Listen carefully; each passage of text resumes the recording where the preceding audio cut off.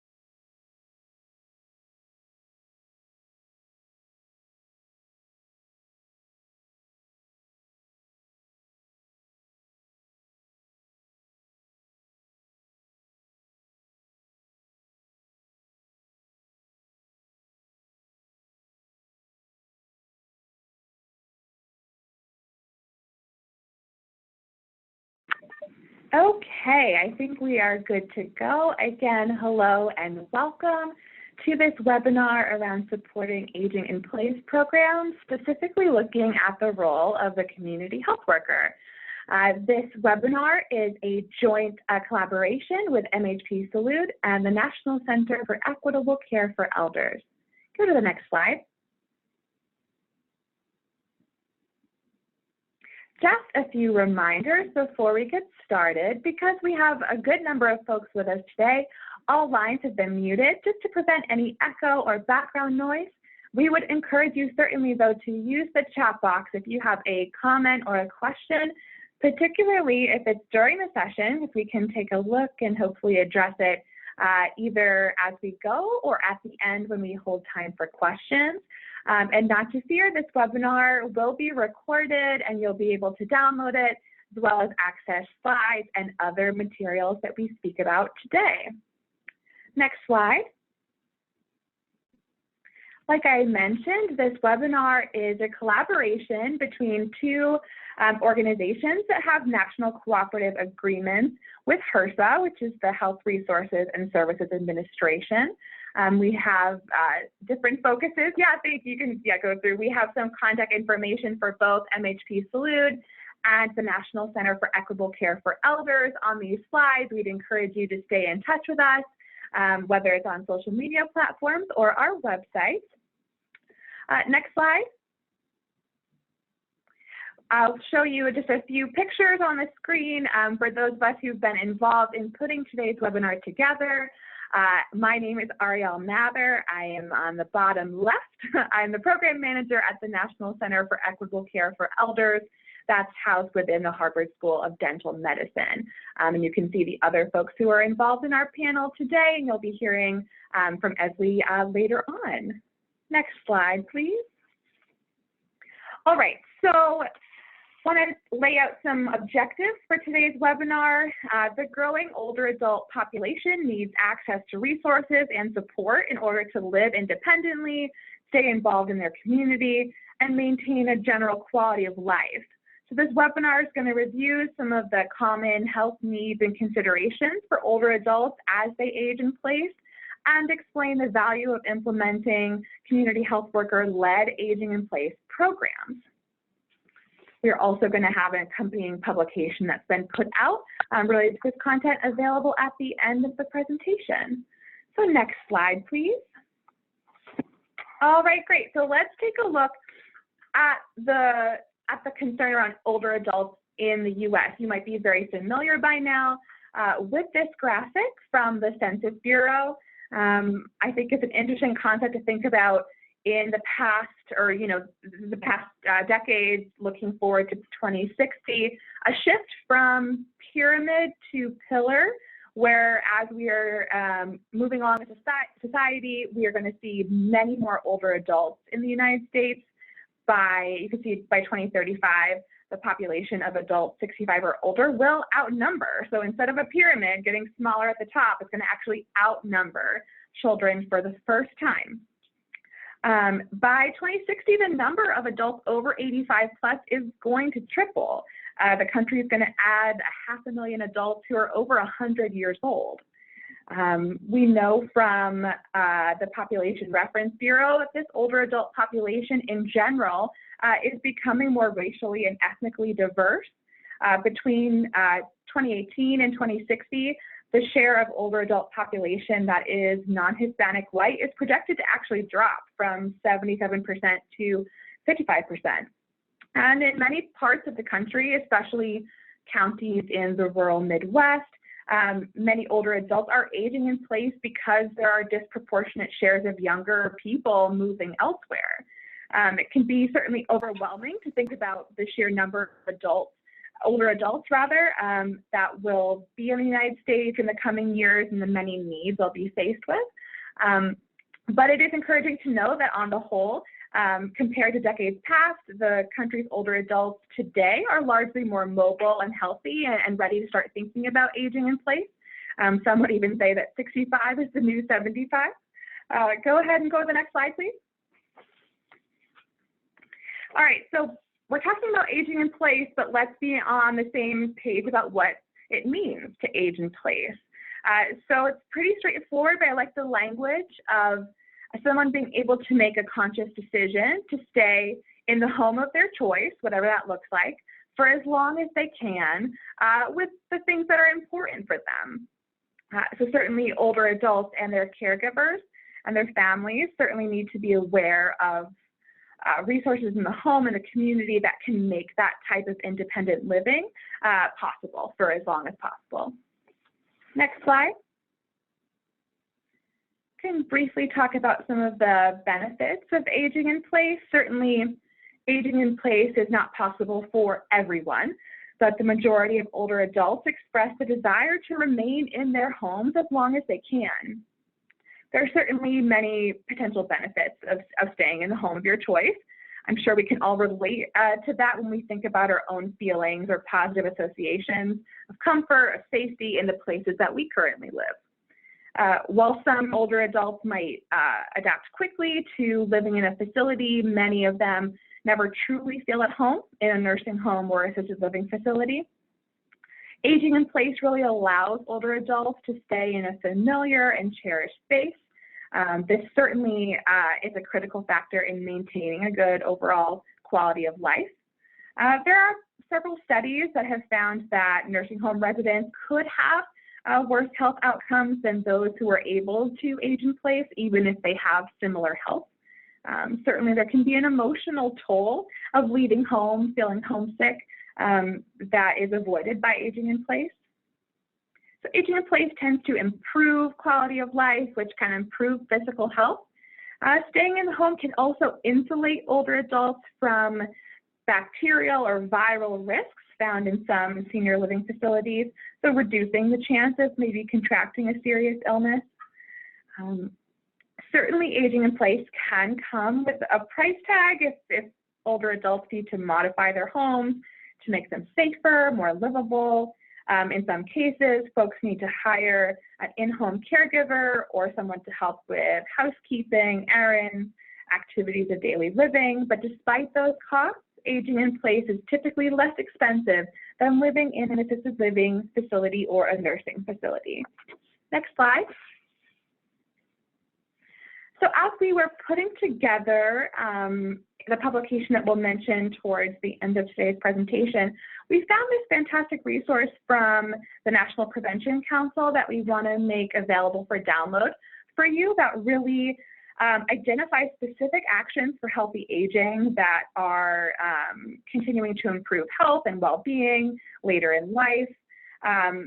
This guide really outlines a lot of different strategies that involve promoting healthy and safe community environments, having preventative services, empowering people, and eliminating health disparities.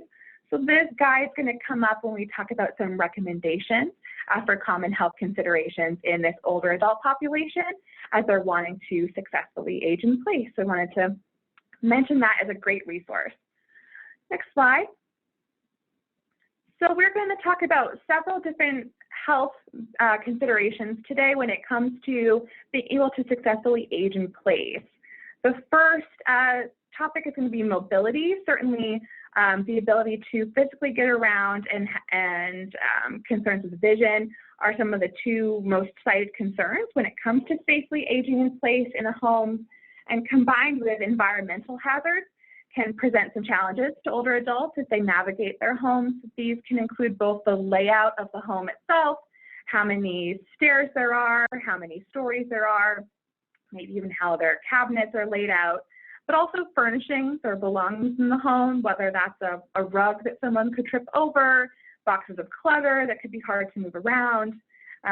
Balance is also an important consideration as that interacts with the other environmental hazards that could be in the home.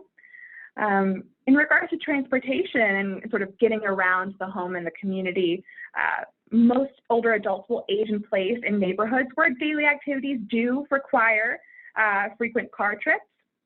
So a large share of older adults will find their ability to navigate by vehicle themselves diminishes over time. Many of those older adults will need affordable alternatives to driving in order to maintain their independence as long as possible. Many folks might rely on friends or relatives to take them around, but certainly folks want to be able to feel as independent as possible and not worry about inconveniencing others. Certainly pedestrian-friendly streets and trails that are built with older adults in mind will help these folks get around their communities safely and active in order to be able to remain active, regardless of where they live. Next slide. So again, some recommendations from the National Prevention Council that come from the guide we mentioned. It's a helpful framework for us to understand what can or should be done for older adults to better enable them to age in place. So those who are on the webinar today might be in different roles, working in different capacities with older adults. So these recommendations may or may not be something that you can fully implement in your health center or community, but it's important to keep in mind. So certainly working to ensure access to affordable and reliable transportation options, really important for older adults to be able to remain in their home. Being able to connect older adults with fall prevention programming is really essential if there are concerns with balance or vision. Certainly, if there are other resources to do an assessment in the home for any environmental hazards can help prevent injury or another concern from happening. Increasing the availability of health services in the community. I mean, our audience really are community health workers and health centers, so you guys are doing that work of being local and providing services closer to home, and hopefully eliminating the need to travel long distances for some of those basic health services. And then, of course, keeping our healthcare workforce trained really well on the concerns about aging and the disparities that might exist for this older adult population can help these older adults be able to move more safely, to move better, not only inside the home, but within their community as well. Next slide, please. All right, so the next health consideration would be chronic disease management. Certainly, aging adults are at a much higher risk for chronic conditions. You can see that a recent statistic of 77% of older adults have at least 2 or more chronic conditions. This could include things like heart disease, cancer, Alzheimer's, diabetes. There's a significant connection between oral health and chronic conditions, particularly with diabetes and gum disease. However, at least 1/3 of adults over the age of 65 haven't visited the dentist in the last year, making this a significantly overlooked aspect of overall well-being. Certainly limited or insufficient access to dental insurance coverage will only increase oral health disparities for especially underserved or vulnerable populations. And while resources and guidance from providers and coaches and community health workers is an important resource for patients needing to manage their chronic conditions, it's also really essential for older adults to find the confidence and motivation to consistently practice all that goes into self-management of any chronic condition. There are many educational programs out there for patients to learn from and participate in to increase their self-efficacy and ultimately reduce health complications, lower medical expenses, and improve their overall quality of life. Certainly, older adults who have information and support they need to manage their chronic conditions, such as diabetes, are healthier than people who don't have that. But what if they don't know where to get the latest recommendations or tools? Navigation of technology is often required to access helpful information on a variety of wellness topics. And depending on where an older adult lives, availability of transportation may be, again, a concern for accessing programs outside of the internet and in their communities. Next slide.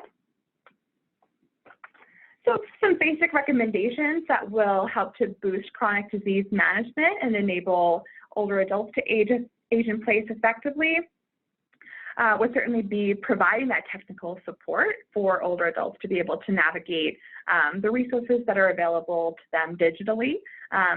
Could also help them to maintain their social connections as well.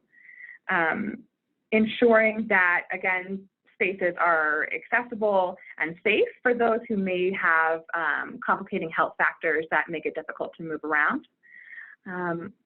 Certainly information on healthy diet and healthy eating habits, making sure that information is readily accessible to older adults is certainly helpful, as well as promoting really an integrated oral health and overall health connection for those services to your health center patients. Next slide. All right, so a very common health consideration for older adults is the potential for memory loss. While it's not an inevitable part of aging for all individuals, at least a third of older adults will experience a condition that impacts their memory to a significant extent. In the next decade, the number of older adults with a mental disorder of some kind, which could include depression, anxiety, dementia, will increase to 15 million. And the risk of cognitive impairments only continues to increase as this population passes the age of 85, which can put living independently in jeopardy. You know, at a glance, a provider or a community health worker may not recognize the signs of depression in an older adult, instead assuming that the symptoms that they observe as a sign of either a physical illness or it's just kind of a natural part of aging. This, often false assumption leads to many older adults not getting the mental health services they need and can run the risk for a depressed older adult who's aging in place to experience further complications when things go unaddressed. In recent years, we've started to better understand the risk and impact of substance use disorder in the general population, but this is, again, an area that can be overlooked for older adults. The number of older adults with a substance use disorder has grown to over 5 million, which is double the identified number in 2006. Substance use disorder is a risk both for older adults themselves as they face a variety of complex health challenges and life changes, and also for family or informal caregivers of this population as well. Next slide. All right, so some recommendations from the National Prevention Council, having an emphasis on preventative services when it comes to behavioral health is really helpful. Certainly medication management, having either yourself within your health center or another provider really doing an effective check on what medication someone is taking and if they're interacting negatively or they're outdated. And certainly having those open lines of communication about potential high-risk behaviors is going to really identify a concern. And of course, encouraging those older adults as they're aging in place to really have a good relationship with a case manager, getting them enrolled in a case management program or having, direct relationships with community health workers that can help to identify concerns earlier on before there's a complication. Next slide. All right, so our final consideration that we just want to mention in regards to the health and well-being of older adults as they age in place is the idea of social support as well as caregiving. So certainly as folks age, especially if they are truly aging by themselves in the home, there's really common feelings of potentially isolation or loneliness, particularly when friend groups or family groups change over time, could leave someone feeling very lonely at home. A focus group at Penn Aging identified some myths about aging that I wanted just to make a note about, because perhaps we on this webinar feel very informed about the realities and the truths about aging. Some people have some misconceptions about those older adults as they get older, perhaps that they are just across the board not good with technology, or that they can't find love or romance, that they might all be weak or sickly. Maybe there's a myth that older adults can't maintain the same hobbies or social life that they had when they were younger, or that in general that disabilities equal being helpless.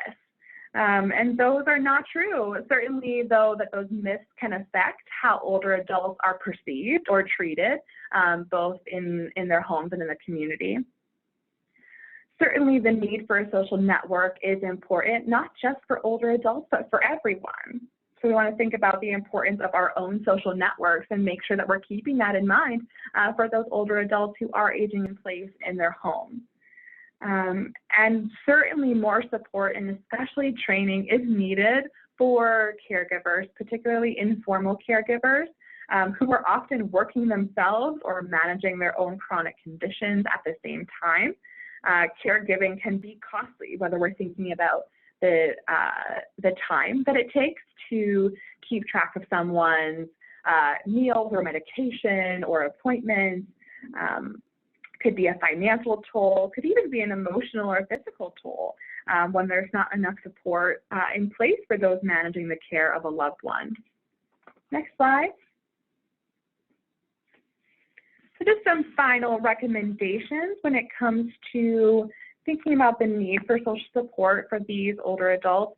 Certainly it's going to depend on the communities that you're coming from, but if there are opportunities to learn a new skill, to connect with others, who want to develop that same skill, or volunteer opportunities in your communities, that can really provide that opportunity for engagement for older adults that can help on multiple levels, address multiple health concerns.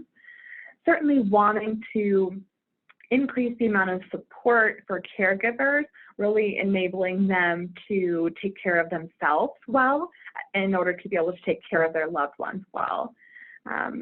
And certainly challenging some of those assumptions, those myths about aging that I mentioned to the general public. That doesn't necessarily mean that you go out with pamphlets to everyone you know saying, hey, here's some myths, but even just making really successful aging in place examples very visible to those that you're speaking about. We're, like I mentioned, our center is housed within the Harvard School of Dental Medicine, and here in Boston, we have an Age Strong Commission that really highlights the different strengths and cultures and the life experiences of Bostonians who are 55 years and older. And I've recently seen a lot of advertisements on the train and other public places with all these great smiling faces of some of the older adults that are in our city with this messaging that they're aging strong. And I think that's a fantastic way just to combat some of those, maybe those myths or misunderstandings around what aging looks like. And then certainly this can be a vulnerable population when it comes to how older adults are navigating technology or information they receive by mail, potential for fraud or even mistreatment by caregivers or other individuals. Having folks in place to really advocate for them and understand sort of what they're navigating and maybe what they've been offered or asked about, just ensuring that those protections are in place are really important to make sure that this population can really stay where they would like to stay for as long as they can in a really healthy way. So certainly there could be more recommendations here. There's a lot of different health considerations that we could navigate, but we wanted to give you sort of a high-level overview before we actually turn to looking at supporting aging in place in practice, specifically the role of community health workers. So I'll let Esley take it from here. Thanks, Ariel. This is Esley Reyes, Program Director at MHP Salute. And thank you, Ariel, for that wonderful overview of aging in place. And as we are moving forward through our webinar, I want to start by introducing a little bit of MHP Salute. We are a nonprofit organization, and we promote the community health worker model through training, technical assistance, and direct programming. And we're lucky that some of our direct programming includes Aging in Place program, which is wonderful to walk you through how and the different stages of implementing Aging in Place programs led by CHWs. So let's start by defining what CHWs are. And as defined by the American Public Health Association, the community health worker is a frontline public health professional who is a trusted member of the community or has an unusual close understanding of the community they are serving. This trusting relationship enables the CHW to serve as a liaison or link between health and social services and the quality and cultural competencies of the service delivery.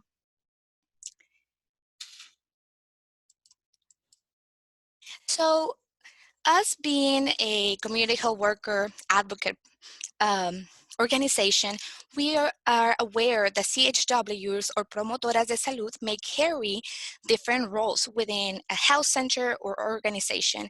And some of these roles may be interwoven, or you may have a CHW that only does one of these roles. And I want to go over some of the most relevant or most common roles that CHWs occupy within health programs.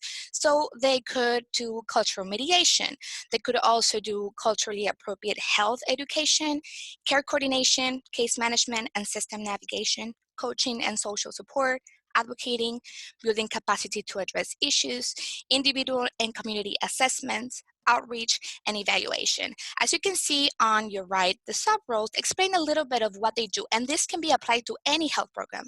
But I want to go a little more in detail how CHWs and the specific roles can work together to implement successful aging in place programs.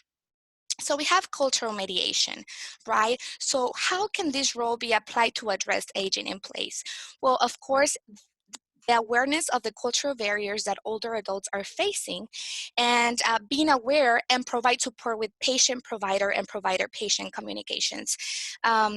Recently, and a lot of our work has been within CHW clinical integration, and we have seen that they're a wonderful tool that are that link or intermediary between the provider and the patients. They also, the CHWs, have the ability to explain medical process to older adults using culturally appropriate language and behaviors. Of course, they're able to use a variety of educational methods to motivate and support behavior change among older adults. They're also able to coordinate education and behavior change activities that are appropriate for older adults. And this work will be touching back on this when I go over the specific program that we have. They're also able to obtain and share up-to-date eligibility requirements and other information about health insurance, public health programs, social services, and additional resources to protect and promote health among older adults. They're also able to monitor the process of all applications and forms submitted with their guidance and support. And this is something that we see a lot. We currently, within our organization, we have a navigator program, and a lot of our clients that come, they're older adults who want to be informed, but also want to obtain some kind of support so they can access all these services that are available for them. course, they're great at coaching and social support. They motivate older adults to access care and services. They facilitate community-based support groups, and something really important that Ariel mentioned earlier is that they're able to promote social connection, which I'll touch base on when I go over the program, but their mental health has been linked to improving when social connection increases. So it's something really important and essential for CHWs to promote within the programs. So they're also able to be advocates, right? So the advocates on behalf of the older population and communities as appropriate, and to assist them to attain needed care or resources in a reasonable and timely fashion. So a lot of our programs are CHWs, because they are trusted members of the community. Older adults are able to open up and seek for their help, and also are able to be accepting of receiving other services that otherwise it would not. They also have they also are able to build capacity to address issues. So they encourage older adults to identify and use available resources to meet their needs and achieve their health goals. Through the programming, they're also able to build older adults' efficiency and efficacy. And something that we love as an organization, and I'm pretty sure if you're currently implementing an aging in place program or wishing to start or planning to start one, well, they're a great tool to perform individual and community assessments. We always say that CHWs are our arms, eyes, and feet out there in the community. So they're able to assess the needs and priorities out there. And this is so helpful for program managers, because we're able to tailor programs that are going to be successful for the specific target population. They also are able to provide continuous assessment to document older adult behaviors and any knowledge changes, what's working, what is not working within that community or population. And we all know CHWs are great in outreach. They meet the elderly where they're at, and we think this is so important, especially in this population. When we talk about aging in place, a lot of these older adults are at home. So because, remember, CHWs are from the community they're serving, they're knowledgeable of the areas where the dense older population is at, and they're able to go. And our program will focus on case management and home visits, where we're covering outreach. And because also CHWs are well aware of resources and different organizations within their community, they're able to establish and maintain relationships with these organizations to provide older adults with access to social resources. And they also take a huge role in evaluation. They collect data, as mentioned before. They also assist in interpreting results. We always say CHWs give voice to our numbers, to our data. And then they assist in the development of aging in place programs. Every time as an organization, if we're gonna start a program, we'll bring CHWs and we get their feedback. What has worked in the community? Where are the older adults at? So they're a great tool in evaluation. So let's start about talking some recommendations on the aging in place program implementation. And we're gonna go through 4 different phases or stages. We're gonna go over planning, recruitment, implementation, and evaluation. We're gonna start with the planning stage. So something essential and very important is to have a solid understanding of the needs of the older community. What are the current challenges or barriers they're currently undergoing? It's important to identify the scope of the program. CHWs are great because, as I mentioned before, they have knowledge of locations with dense older community. So using CHWs for this stage is essential. Identifying possible strategic partners with interest in specific areas. It could be nonprofits, healthcare organizations, social service agencies. A lot of the time, partnerships within organization towards the same goal, bettering the health or well-being of older adults, could be a great idea to expand the scope or impact of the program. developing a program structure based on their lived experience. Something that it just happened when we started the program that I'll talk about later. We were looking for CHWs that could share lived experiences with the population of older adults. So they were able, even giving their personal input, or I would like this program, I would like this information, I don't think this will work. It was very essential for our planning purposes. In the recruitment stage, they established partnerships to promote the program with organizations, right? It could be senior recreational centers, healthcare providers, over 55 or more communities, faith ministries, or the Council of Aging agencies. This is very important. With these partnerships, it could be maybe they are not partnering within the program, but there for sure can be a hotspot for recruitment. When we are working with a grant or a program, we all have number goals. And if our number is big, these are very good places that we can find and recruit for participants. Of course, CHWs are able to also attend various community health events that they can be in touch or close to the older community, and they are able to connect with other public health professionals to build referral processes. So now we've come to the implementation stage. So one of the first things that we face is how many curriculums are out there. And just a special tip or advice that we can give you is, first, it's important to determine what are the needs of your community, and then define what topics of interest you want to include within that curriculum or lesson plan. So based on our needs assessment that we were able to develop, we found that mental agility, physical activity, chronic disease management, fall prevention, social support, and financial literacy were main components. And this is also backed up by different curriculum research that have included. So what we did is we got different curriculums together.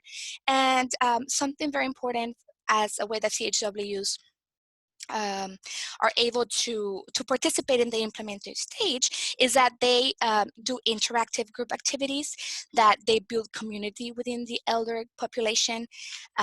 We do provide case management through home visits, and these topics they could be either done in a group setting, or they can also be done in a case management through home visits as well. They provide environmental scans to identify home modification needs, and this is to improve their safety at their home. They identify individual specific needs and develop an action plan to address them.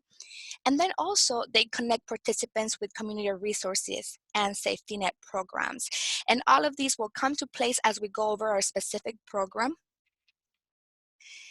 And then we have our evaluation stage. As we mentioned, CHWs will help collect the data to demonstrate participants' knowledge and behavior change, or overall success of the program. They're able to provide feedback to enhance current or future aging in place programs. They're able to demonstrate program value and success through collected data. And they're also able to support sustainability of programs and future funding. This is something really big for anyone who is grant-based or using a grant for this type of programs, because we want to be able to show the impact and value of the program. So they, CHW certainly support sustainability of the programs. Okay, so how do we demonstrate the value of CHW-led aging in place programs? We went ahead, and before we talk about our own program, we went ahead and looked at some external data to back up. And we found a case study and then a systematic review. And for example, a Philadelphia study showed that CHW-driven follow-up on older adults led to significant reductions in long-term hospital readmission. From employing CHWs, readmission rates were 19% approximately, and the comparison group not employing CHW was 41%. So we can see a little bit of the impact that they have by doing a little bit of case management with older adult patients. And then the systematic review, CHW interventions to improve access to health care services for older adults results from ethnic minority systematic review indicated that CHW serve as a means of improving healthcare use and health behavior. And in this systematic review, over 19 to 20 case studies were revised. And we're going to start talking about one of our own MHP Salud programs, Mentes Fuertes, Pasos Firmes, Strong Minds, Firm Steps. And this program was initiated, and I was the program director, so I'm very passionate about this program because it's certainly making a positive impact within our community. So this program helps low-income Hispanic older adults maintain independence and dignity and remain in their homes with appropriate support. It is a 6-month case management program, which include weekly home visits from the CHW to their homes, their individual home visits. Within these home visits, there's educational classes, and these educational classes are based on the curriculum or the topics that I previously mentioned. Includes financial literacy, mental health, physical activity, and includes a lot of arts and crafts that helps them with their mental agility, and they're divided within the 6 months. They will also provide an environmental scan. CHWs are trained to go into their homes with their permission and see and observe or even hear out any safety barriers or challenges that they may be confronting, whether it is that they need a handle in their bathroom, or they need a wider door entrance, or they need their flooring, something that is putting them in risk, the CHWs are able to document. And what we have done within our program is we have established a partnership with Habitat for Humanity. And what we are doing is we are referring those participants that are facing any home safety barriers to them, and through our grant, we have designated part of our budget to do home modifications at their homes, which have been very successful and have been proven to increase the quality of life within their homes. This program currently is being implemented in South Texas, as you can see in our map, Stark, Cameron, Hidalgo counties. We are deep, deep South Texas, almost Mexico, really close to Mexico, and have a goal, right, which is to address the ability of low-income older adults residing in Hidalgo, Cameron, Stark counties to age in place in a holistic way by assessing their social, health, and home safety needs to improve their quality of life. And here we have some of our CHWs. And we have a 2-year program objectives, and just an FYI, we are starting our second year right now in November. But our goal for the 2-year was to have 2,200 individuals receive information about older adult needs. And these are CHWs, whether they are going to different community events or going door to door. Our goal was also to, out of the individuals that would join the program, 300 of them to receive home modifications. And when we say refer to Habitat for Humanity, not only refer, but also receive some kind of home modifications. And these home modifications sometimes vary in price. A lot of the time it could be, I need a light switch because my kitchen is not well lit, and that could cause a fall. And a lot of people are, I have a bathtub, but I need that to be changed to a standing shower. And we're able and flexible to address. We also have one-on-one support from CHWs, which are the home visits, and we're aiming to increase quality of life, decrease feelings of isolation, and increase time spent in physical activity. We are also to provide 80 group educational sessions. Ideally, these educational sessions are from elderly in the community that have gone through the program, but we open it up to the community. And what we have seen is that social connection has increased within them. And our next goal, objective is self-report engaging in activities to maintain cognition and mental agility. And one, you will see a picture in the next one. Real quick, one of our strategies has been to implement arts and crafts where older adults are able to be creative and improve their mental agility as well. So they have different projects, and depending if they're females or male, we have tailored those projects for them. So what are CHWs? Already talk about that they start giving a wonderful contribution since the planning stage. But once the program has been implemented, of course, they do community outreach through the whole year. They're doing home visits. These two pictures that you can see on the slide, there are participants' homes. They do one-to-one educations. The picture that you may see on your right, you can see a group of 5. So these are group education sessions, right? A lot of the times it could be at their homes. If that's not possible, we do it at community organization or community centers that are close to our participants. They do, of course, case management. So it is a fun workload for CHWs because they are visiting on a weekly basis, but they're also assessing them every at 0, at 2, at 4, and at the 6 months.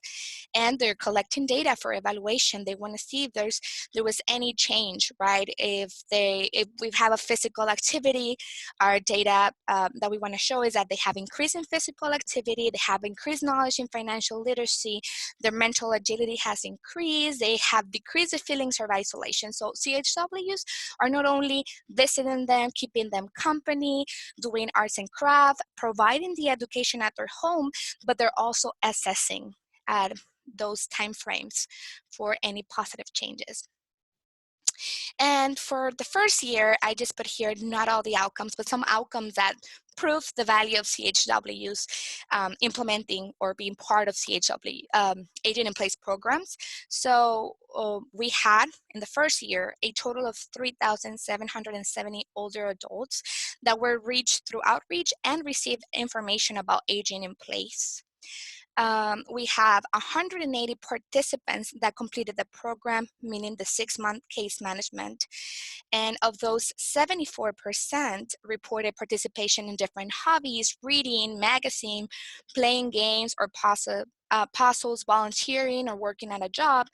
And all these activities aids them to maintain cognition and mental agility, which one of our goals. Also, participants report on the amount of days per week that they did physical activity, 30 minutes or more. And this has been an increase of 10%. And then program participants have demonstrated a 6% increase in quality of life. And this is being tied a lot with the home modifications or environmental changes that we are doing within the program. And this is an example of how the program is implemented, taking charge of every single one of the phases, from planning to recruiting to implementing to evaluation. And as Ariel mentioned at the beginning, the National Center for Equitable Care for Elders and MHP Salud have collaborated. And a lot of the content that you received today has been placed in a wonderful guide that is available for download. And the 2 links are here, and you will also be receiving it through the chat. And over here, you can start learning a lot of recommendations and considerations. And also, we touch base in all the program implementation phases that I went about. And also, you will find in our guide a lot of resources that we use to inform our guide, but also that are very good to complement your knowledge on aging in place. If you're implementing a program, these are great resources. And all these resources are available also within that guide. And I can see that Cristina has shared it in the group chat.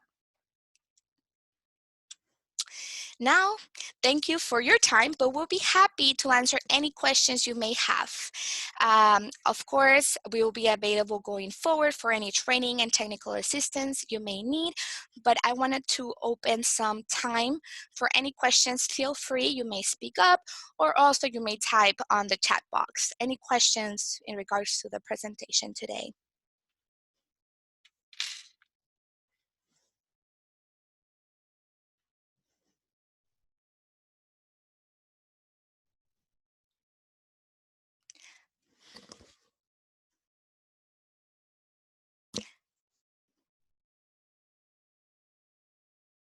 Okay, I can see, I don't know, Ariel and Christine, but there's one question from Anna Bartle, and she's asking which website will this recording be posted. It will be posted in MHP Salute, and correct me if I'm wrong, also in the NCEC website.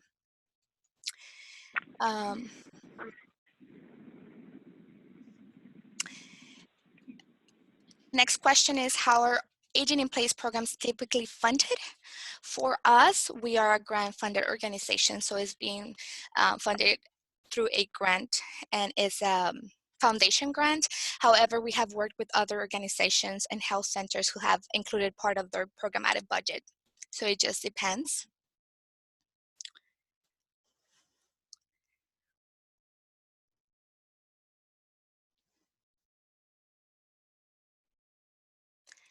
One of the questions, and the other hosts, feel free to speak up whenever you need to, but what type of training do CHW receive before being deployed? Here at MHP Salud, we have different trainings, and we do have our own curriculum called Lead, Learn, Empower, and Deliver. And they go through different, the impact of culture and health. They learn about evaluation, about motivational interviewing, and they go through 48 hours of training. And then after that, we always do a programmatic training where we go over the curriculum that they'll be implementing out in the community and other program goals.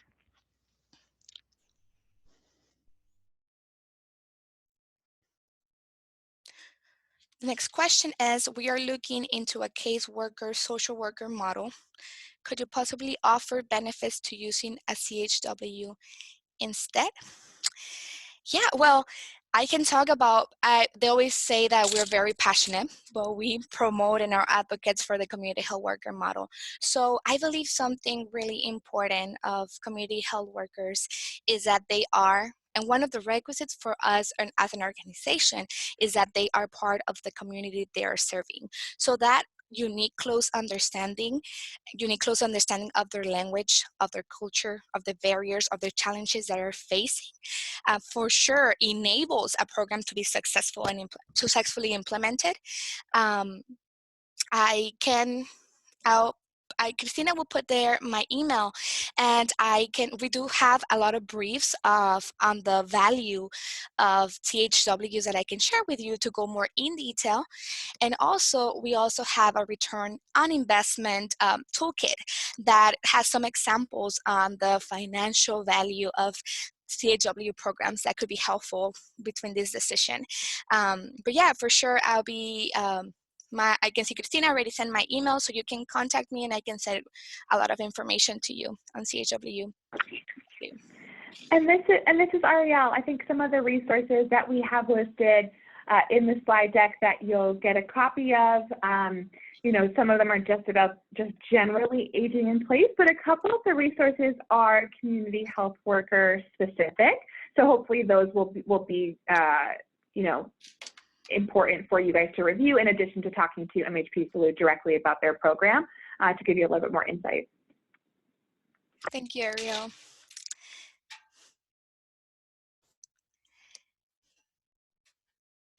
Any other questions from our audience?